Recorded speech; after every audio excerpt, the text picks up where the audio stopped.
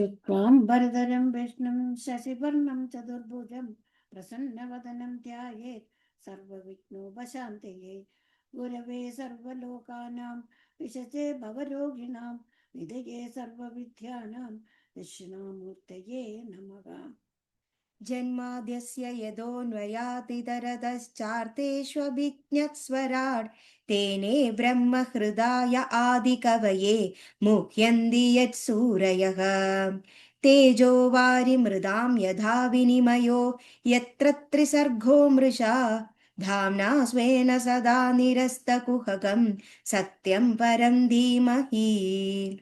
धर्मप्रोचितकैतवोऽत्र परमो धर्मस्सराणां सदां वेद्यं वातवमत्र वस्तु शिवतं तापत्रयोन्मूलनं। श्रीमद्भागवते महामुनिकृते किं वा परैरीश्वरः सद्यो वरुध्यतेऽत्र कृतिभिः शुश्रूषिभिस्तत्क्षणात्। निगमकल्पतरोर्गलितं फलं शुगमुखात्तमृद द्रवः संयुधं पिबद भागवतं रसमालयं मुहुरघोरसिगा भुवि भावुकाः। नारायणं नमस्कृत्य नरं चैव नरोत्तमं देवीं सरस्वतीं व्यासं ततो जयमुदीरयेत्। यं प्रव्रजन्तमनुपेदमभेदकृत्यं द्वैपायनो विरहकादर आजुहाव पुत्रेदि तन्मयतया तरवोऽपि नेदो तं सर्वभूतहृदयं मुनिमानतोऽस्मि।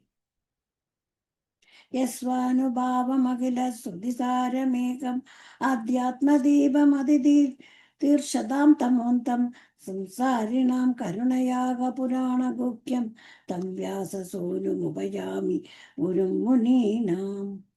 मूगं करोति वाचालं पङ्गुं लङ्घयते गिरिं यत्कृपातमहं वन्दे परमानन्दमाधवम्।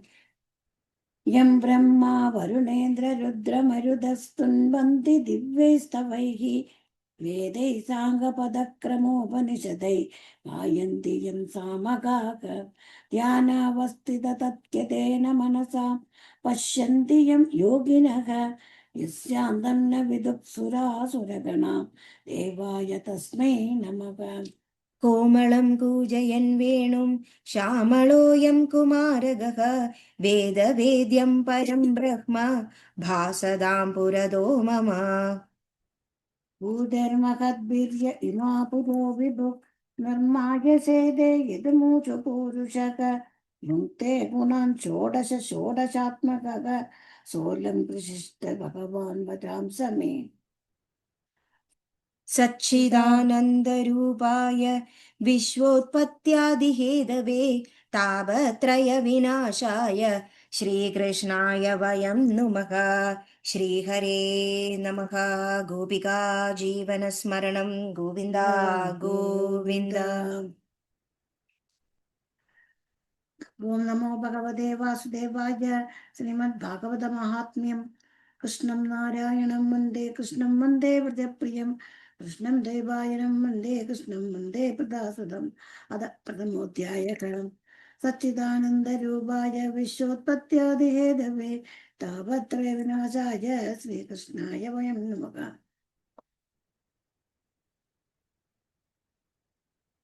यं प्रव्रजन्तमनुपेतमपेतकृत्यं द्वैपायनो विरहकादर आजुहाव पुत्रेदि तन्मयतया तरवोऽभिनेदो तं सर्वभूतहृदयं मुनिमानतोऽस्मि।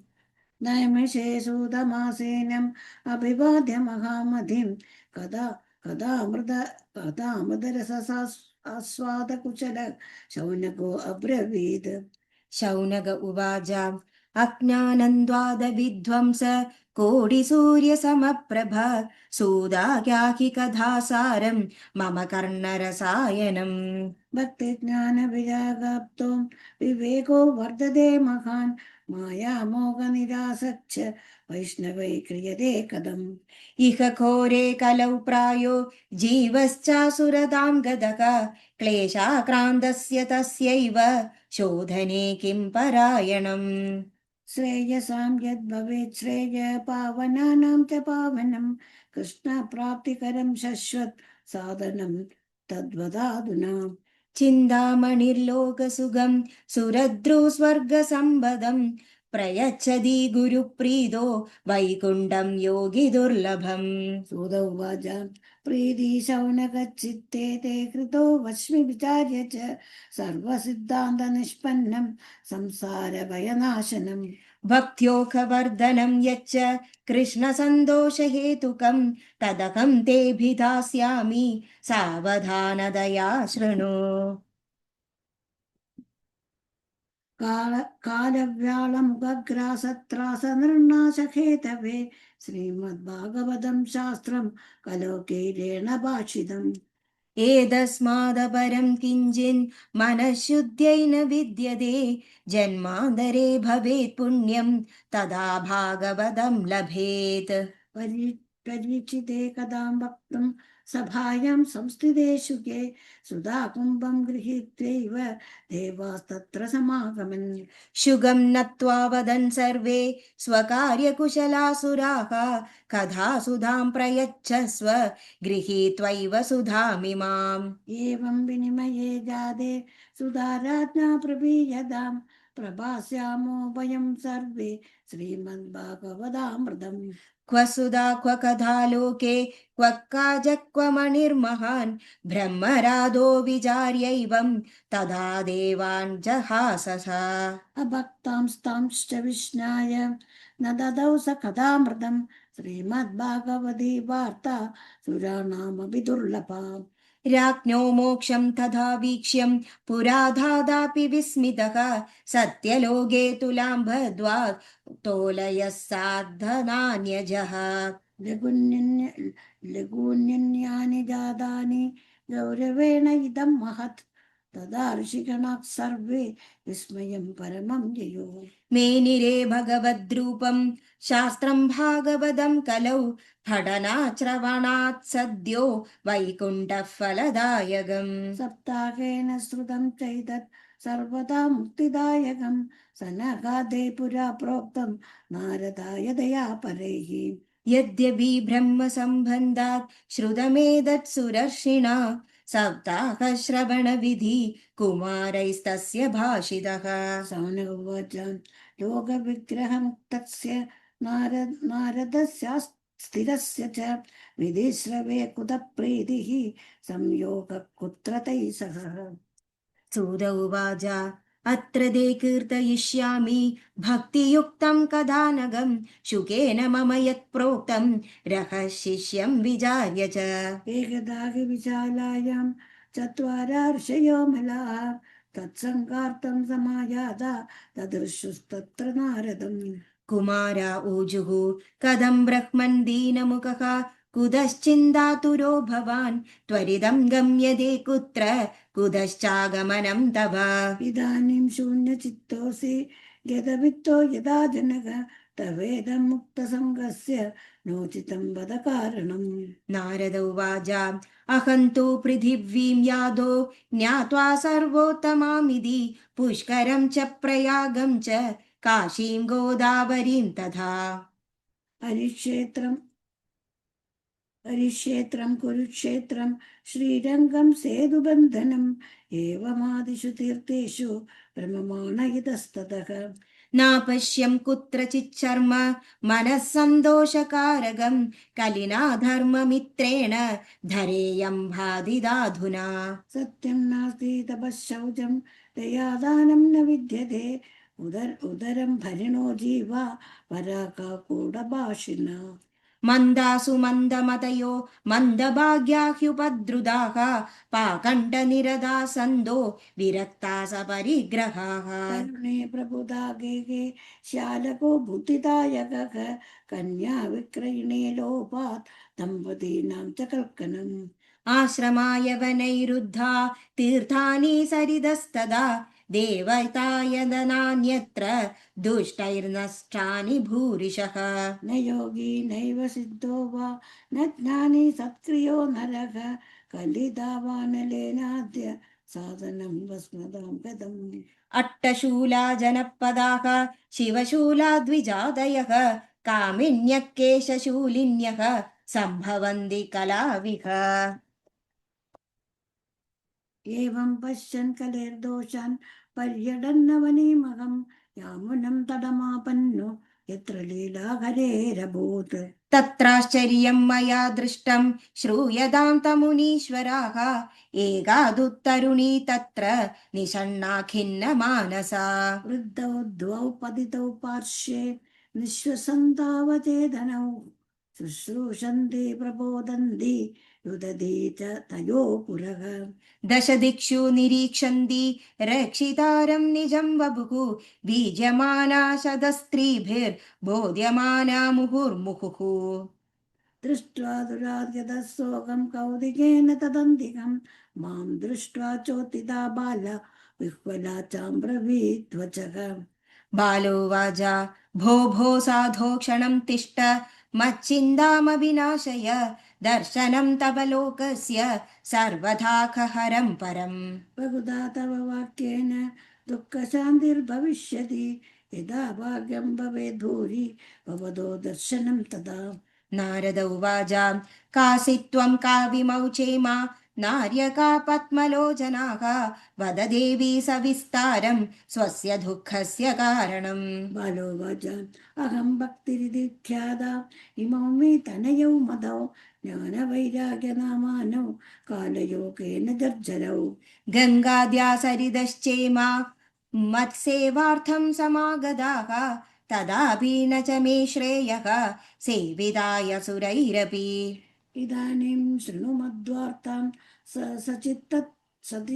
सचित्तस्त्वं तबोधन वार्तामेव दत्ताप्यस्ति तां श्रुत्वा सुखमावह उत्पन्ना द्रविडे साकं वृद्धिं कर्णाटके गदा क्वचिन् महाराष्ट्रे गुर्जरे जीर्णदां गदा तत्र घोरकलेर्योगात् पाकण्ठैः खण्डिताङ्कका दुर्बलागं चिरं नायादा पुत्राभ्यां सकमन्तताम् वृन्दावनं पुनः प्राप्य नवीनेव स्वरूपिणी जाताहं युवती सम्यक् प्रेष्टरूपा तु साम्प्रतम् इमौ तु शयितावत्र सुतौ मे क्लिश्यतश्रमात् इदं स्थानं परित्यज्य विदेशं गम्यते मया जरडत्वं समायातौ तेन दुःखेन दुःखिता साकं तु तरुणी कस्मात् सुतौ वृद्धा विमौ कुता त्रयाणं सकचारित्वां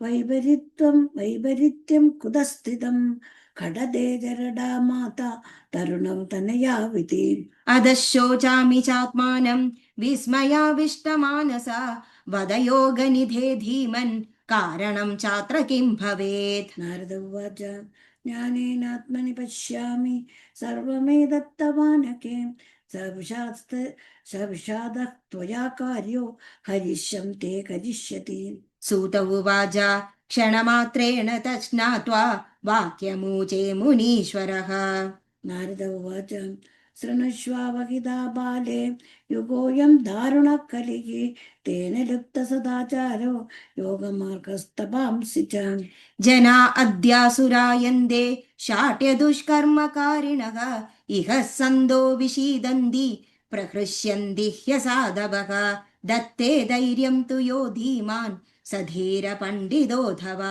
अस्पृश्यानवलोक्येयं शेषभारकरीधरा वर्षे वर्षे क्रमज्जाता मङ्गलं नाभिदृश्यते न त्वामपि सुदैः सागं कोऽपि पश्यति साम्प्रतम् उपेक्षितानुरागान्धैर्जर्जरत्वेन संस्थिता वृन्दावनस्य संयोगात् पुनस्तं तरुणी नवां धन्यं वृन्दावनं तेन भक्तिर्नृत्यति यत्र च अत्रेमोग्राहगा भावा नज्जरामभिमुञ्जतः किञ्चिदात्मसुखेनेह प्रसुप्तिर्मन्यतेन योः भक्तिर्वाच कथं परीक्षिता राज्ञा स्थापितो यशुचिः कलिः प्रवृत्ते तु कलौ सर्वसारः कुत्र गतो महान् करुणापरेण हरिणा हरिणापि धर्मः कथमिष्यते इमं मे इमं मे संशयं छिन्दी तद्वद्वाचा सुखितास्म्यहम्। नारद उवाच यदि पृष्टस्त्वया बाले प्रेम तत्श्रवणं कुरु सर्वं वक्ष्यामि ते भद्रे कस्मलं ते किमिष्यति। यदा मुकुन्दो भगवान् क्ष्मां त्यक्त्वा स्वपदं गतः तद्दिनात् कलिरायादः सर्वसाधनबाधकः। दृष्टो दिग्विजये राज्ञादीनवच्छरणं त्यदक न मया मारणीयोऽयं सारं इव सारभुक्। यत्फलं नास्ति तपसा न योगेन समाधिना तत्फलं लभते सम्यक् कलौ केशवकीर्तनात्। एकाकारं कलिं दृष्ट्वा सारवत्सारनीरसं विष्णुराधस्थापितवान् कलिजानां सुखाय च। कुकर्माचरणात् सारः सर्वतो निर्गतोऽधुना पदार्था संस्थिता भूमौ बीजहीनास्तु यथा। विप्रेर्भागवती वार्ता गे गे गे गे जने जने कारिदा कमलोपेन कदा सा रक्तदो गतः। अत्युग्रभूरिकर्माणो नास्तिकारौरवा जनाः तेऽपि तिष्ठन्ति तीर्थेषु तीर्थसारस्ततो गतः। कामक्रोधमगालोभतृष्णा व्याकुलचेतसः तेऽपि तिष्ठन्ति तपसि तपःसारस्ततो गतः। मनःश्चाजयल्लोभात् दम्भात् पाखण्डसंश्रयात् शास्त्रानभ्यसनात् चैव ध्यानयोगफलं गतम्। पण्डितास्तु कलत्रेण रमन्ते महिषा इव पुत्रस्योत्पादने रक्षा अदक्षा मुक्तिसाधने। न हि वैष्णवदा कुत्र सम्प्रदाय पुरःसरा एवं प्रलयदां प्राप्तो वस्तुसारस्थले स्थले। अयं तु युगधर्मो हि वर्तसे कस्य दूषणम् अधस्तु पुण्डरीकाश सकते निकटे स्थितः। सूत उवाच इति तद्वचनं श्रुत्वा विस्मयं परमं गदा भक्तिरूजे वजो भूयः श्रूयतां तच्च शौनक। भक्तिर्वाच सुरक्षेतं हि धन्योऽसि मद्भाग्येन समागतः साधूनां दर्शनं लोके सर्वसिद्धिकरं परम्। जयति जयति मायां यस्य कायादवस्ते वजनरजनमेघं केवलं चागलय्य। ध्रुवपदमप्रियादो ध्रुवपदमप्रियादो यत्कृपादो ध्रुवो वय ध्रुवोऽयं सकलकुशलपात्रं ब्रह्मपुत्रं नदास्मि। इति श्रीपद्मपुराणे उत्तरखण्डे श्रीमद्भागवतमाहात्म्ये भक्तिनारदसमागमो नाम प्रथमोऽध्यायः। सर्वत्र गोविन्दनाम सङ्कीर्तनं गोविन्द गोविन्द। अथ द्वितीयोऽध्यायः। नारद उवाच वृथा खेदयसे बाले अहो चिन्तातुरा कथं श्रीकृष्णचरणाम्बोजं स्मरदुःखं गमिष्यति। द्रौपदी च परित्रादा येन कौरवकश्मलात् पालिदा गोपसुन्दर्यः स कृष्णः क्वापि नो गतः। तं तु भक्तिप्रिया तस्य सततं प्राणदोदिका त्रयाहूतस्तु भगवान् यादिनी च गृहीष्वपि। सत्यादित्रियुगे बोध वैराग्यौ मुक्तिसाधकौ कलौ तु केवला भक्तिर्ब्रह्मसायुज्यकारिणी। इति निश्चित्य चिद्रूप सद्रूपां त्वां ससर्जक परमानन्दचिन्मूर्तिं सुन्दरीं कृष्णवल्लभाम्। बद्ध्वाञ्जलिं त्वया पृष्टं किं करोमीति चैकदा त्वां तदा ज्ञापयत् कृष्णो मद्भक्तान् पोषयेदि च। अङ्गीकृतं त्वया तद्वै प्रसन्नोद हरिस्तदा मुक्तिं दासीं ददौ तुभ्यं ज्ञानवैराग्यकाविमौ। पोषणं स्वेन रूपेण वैकुण्ठे त्वं करोषि च भूमौ भक्तविपोषाय छायारूपं त्वया कृतम्। मुक्तिं ज्ञानं विरक्तिं च सह कृत्वा गदा भुवि कृदादिध्वापरस्यान्तं महानन्देन संस्थिता। कलौ मुक्तिक्षयं प्राप्ता पाखण्डामय पीडिता त्वदाज्ञया गदा शीघ्रं वैकुण्ठं पुनरेव सा। स्मृता त्वयाभिचात्रैव मुक्तिरायादि च पुत्रीकृत्य त्वयेमौ च पार्श्वे स्वस्यैव रक्षितौ। उपेक्षादकलौ मन्दौ वृद्ध्वौ जातौ सुतौ तव तथापि चिन्तां मुञ्च त्वम् उपायं चिन्तयाम्यहम्। करुणासदृशकोऽपि युगो नास्ति वरानने तस्मिन् तस्मिन् त्वां तापयुज्यामि गे गे जने दिने। अन्यधर्मां तिरस्कृत्य पुरस्कृत्य महोत्सवान् तदा नाहं हरेर्दासो लोके त्वां न प्रवर्तये। त्वदन्विताश्च ये जीवा भविष्यन्ति कलाविका पापिनो गमिष्यन्ति निर्भयं कृष्णमन्दिरम्। येषां चित्ते वसेद्भक्तिः सर्वदा प्रेमरूपिणी न ते पश्यन्ति कीनाशं स्वप्नेऽप्यमलमूर्तयः। न प्रेदो न पिशाचो वा राक्षसो वासुरो विवां भक्तियुक्तमनस्कानां स्पर्शनेन प्रभुर्भवेत्। न तपोभिर्न वेदैश्च न ज्ञानेनापि कर्मणा हरिर्हि साध्यते भक्त्या प्रमाणं तत्र गोपिकाः। नृणां जन्मसहस्रेण भक्तो प्रीतिर्हि जायते कलो भक्तिः भक्त्या कृष्णपुरस्थितः। भक्तिर्द्रोहकरा ये च ते सीदन्ति जगत्त्रये दुर्वासा दुःखमापन्नः पुरा भक्तविनिन्दगः। अलं हृदैरलं तीर्थैरलं योगैरलं मकैः अलं ज्ञानकदालाभैः भक्तिरेकैव मुक्तिदाम्। सूत उवाच इति नारद निर्णीदं स्वमाहात्म्यं निशम्य स्व सर्वाङ्गपुष्टिसंयुक्ता नारदं वाक्यमब्रवीत्। भक्तिरुवाच अहो नारद धन्योऽसि प्रीतिस्ते मयि निश्चला न कदाचिद्विमुञ्चामि चित्ते स्थास्यामि सर्वदा।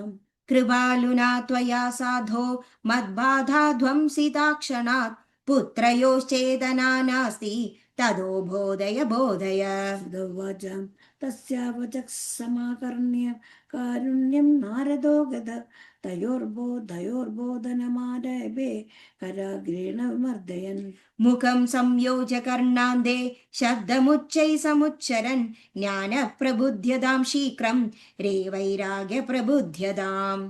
वेदान्तकोशेच्च गीतापाठैर्मुहुर्मुहुः पूज्यमानौ तदा तेन कथञ्चित् क्षोत्थितौ बलात्।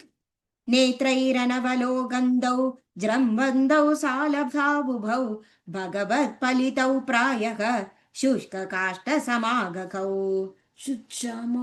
शुच्छामौ तौ निदीक्षैव पुनः स्वापपरायणौ ऋषिचिन्तापरो जातः किं विधेयं मायति चेत्। अहो निद्रा कथं याति वृद्धत्वं च महत्तरं चिन्तयन्निधि गोविन्दं स्मारयामास भार्गव। व्योमवाणी तदैवाबुन् महर्षे विद्यतामिति दुद्यमः सबलस्तेयं भविष्यति न संशयः। एतदर्थं तु सत्कर्म सुरर्षे त्वं समाचर तत्ते कर्माभिधास्यन्ति साधवः साधुभूषणाः। तत्कर्मणि कृते तस्मिन् सनिद्रा वृद्धदानयो यमिष्यदीशनात् भक्ति सर्वतः प्रसरिष्यति।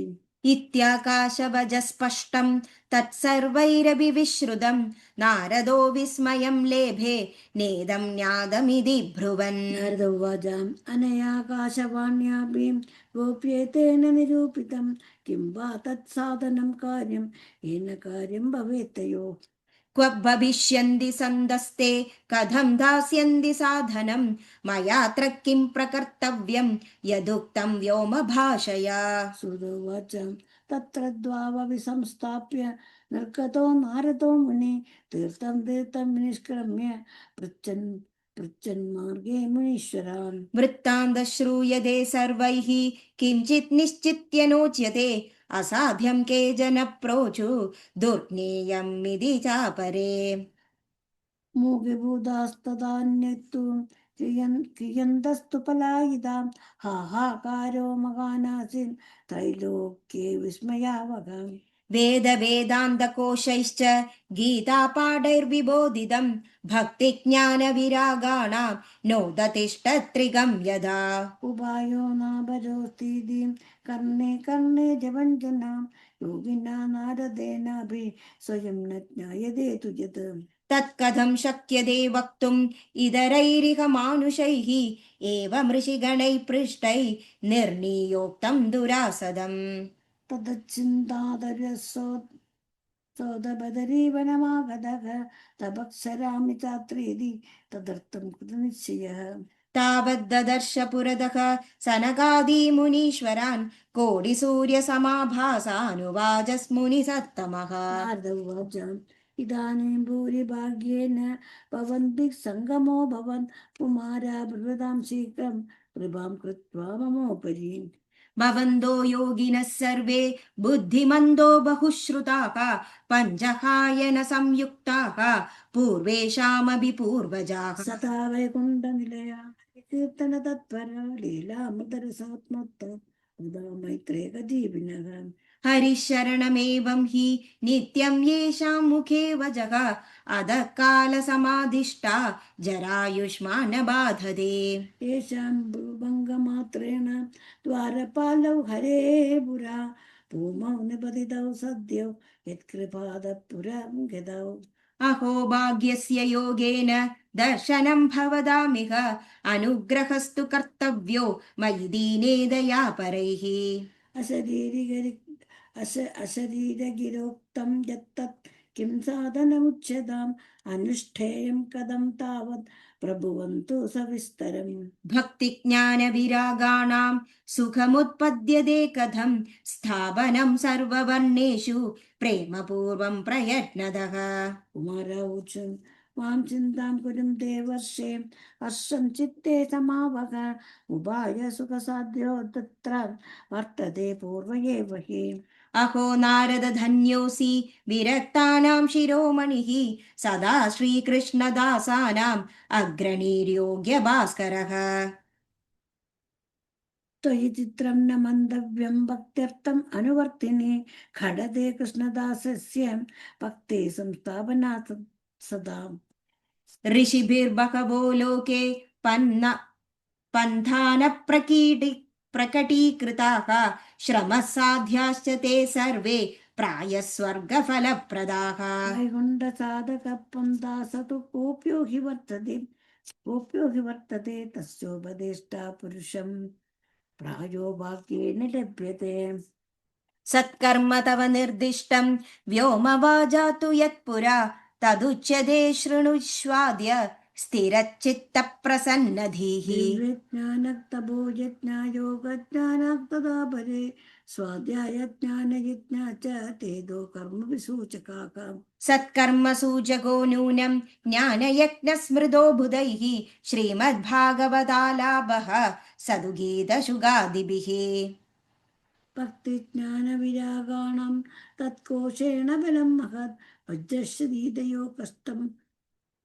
व्रजस्यति कष्टं सुखं भक्तिर्भविष्यति प्रलयं हि गमिष्यन्ति श्रीमद्भागवतध्वनेः कलेर्दोषा इमे सर्वे सिंहशब्दात् मृगा इव ज्ञानवैराग्यसंयुक्ता भक्तिप्रेमरसावकां प्रतिगेहं प्रतिजनं तद क्रीडां करिष्यति नारद उवाच वेदवेदान्तकोशैश्च गीतापाठैः प्रबोधितं भक्तिज्ञानविरागाणां नोदतिष्ठत्रिगं यदा श्रीमद्भागवतालापात् तत्कथं बोधमिष्यति तद् कदा तु वेदार्थ श्लोके श्लोके पदे पदे चिन्दन्तो संशयं हीनं भवन्तो मोखदर्शनाः विलम्बो नात्र कर्तव्यः शरणागतवत्सलाः कुमार ऊचु वेदोपनिषदं सारात् जाता भागवती कथाम्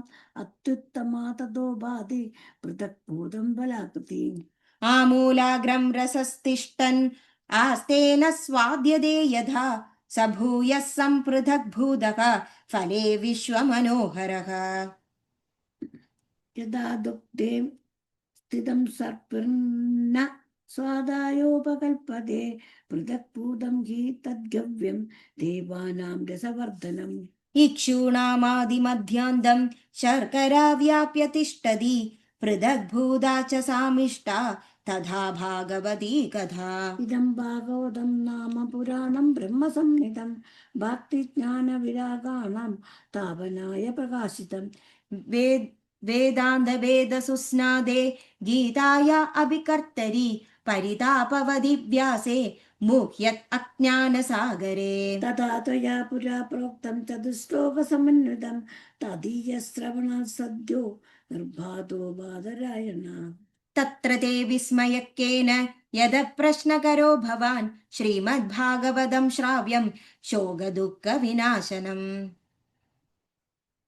नारद उवाच यद्दर्शनं च विनिगन्ध्य शुभानि सद्य श्रेयस्ततोऽधि भवदुःखदवार्तिदानां निःशेषशेषमुखगीतकथैकपानां पानाः प्रेमप्रकाशकथये शरणं यदोऽस्मि भाग्योदयेन बहुजन्म समार्जितेन सत्सङ्गमं च लभते पुरुषो यदा वै अज्ञानहेतुकृतमोहमदान्धकार नाशं विधाय हि तदोदयदे विवेकः इति श्रीमद्भागवते महापुराणे उत्तरखण्डे श्रीमद्भागवतमाहात्म्ये कुमारनारदसंवादो नाम द्वितीयोऽध्यायः सर्वत्र गोविन्दनाम सङ्कीर्तनं गोविन्द गोविन्द नारायण अखिल गुरु भगवन् नमस्ते।